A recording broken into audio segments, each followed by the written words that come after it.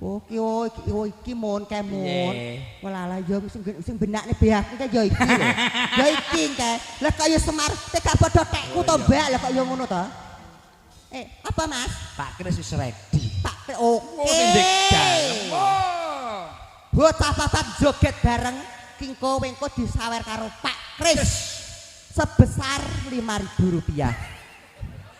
Tenan dur pres. Sebesar ki yo pirang atus ngono yo. Bisa ket no. Cah papat iki tok 200 Kingko. Lah awake dhewe. Awake dhewe. Nek ya katut kok ya. Rada rono. Oke. Joget bareng. Ya Mas, lagune apa senengamu?